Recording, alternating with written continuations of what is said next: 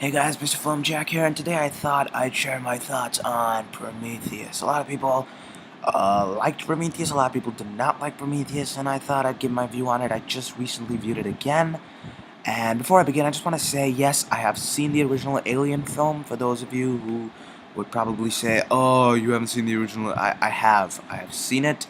I enjoyed the journey of Ripley for sure. It was a good film, and I thought Ridley Scott was a brilliant director then, and I gotta tell you, after seeing Prometheus, it holds. Prometheus is fantastically directed. I'm gonna say that right now. Um, yes, there are a couple of issues I have with the film, which I'll address later on, but everything, just the way the camera pans, the visuals, and the cinematography. Yes, of course, cinematography, visual effects, but I think all in all, Ridley Scott has really envisioned this world, and I really, really enjoyed the film. Um, Moving on, I want to first pay an ode to my favorite character, that is David. David is a android, and he's pretty much the closest thing to an artificial human being that exists, and Michael Fassbender's performance is actually very, very good.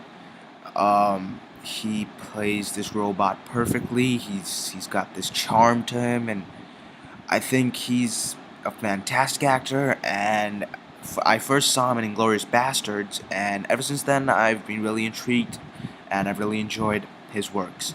So, moving on to Prometheus. Now, they arrive on LV-223. Yes, I know that's not LV-426, which is the one in the Alien film, but they arrive, and it looks gorgeous. It is again, I got visual effects, cinematography, direction are perfect in the film, and they start exploring, and then they go into that cave with the big head, and I thought some of the scenes were just intense. They were really engaging, in my opinion.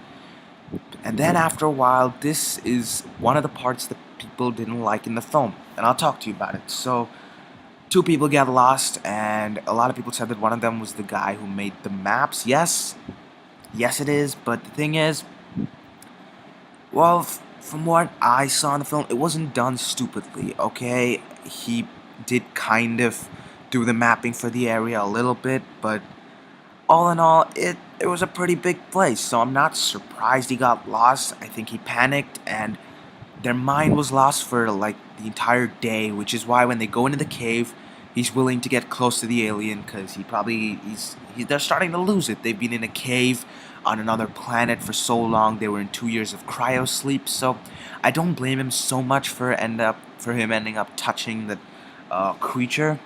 So, a couple of things people didn't like. I'm just sharing my thoughts.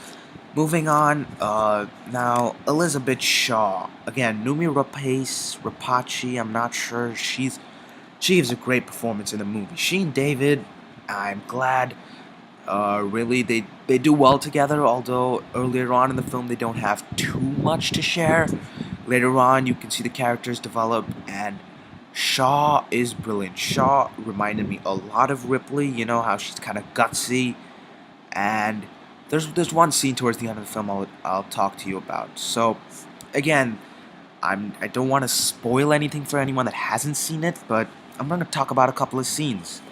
Um, Charlize Theron is just, she's that girl that you dislike and you don't know everything about, but she's an intriguing character, and much like David, they do help progress the story forward because of their curiosity of the planet. For example, David, big things of small beginnings. I agree, trust me. And the film progresses. Some things got a little bizarre. Like, I didn't expect certain characters to make particular turns, and I didn't expect certain things to happen, and one or two of them didn't seem the most likely, but some of them were really, really well executed. And again, then there are about 17 people aboard the ship. Alien had just about 7.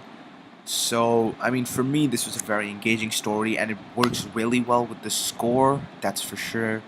Um, it's a great time at the theater, and now one of the most intense and just this the it was just the most gutsy thing Ridley Scott could have done. It's where Elizabeth Shaw goes into the surgery med pod. Oh my god, that was horrifying. It was disgusting. But it wasn't disgusting as like I'm not gonna watch. It was disgustingly intense. Like I didn't expect any of that to happen, and there were a lot of turns in the film that I really enjoyed. I liked the way it ended. I liked the way it set it up for the sequel. Personally, I actually really like Prometheus. I'm gonna give Prometheus an 8.5 out of 10. Guys, share your thoughts on Prometheus. Yes, I know there are a couple of unanswered questions, more than a couple actually, but there is going to be a sequel. It's been announced. It's probably going to be around 2015, so who knows. Anyways, guys, this is Mr. Film Jack. Until next time, make sure to hit like, comment, and subscribe, and expect more.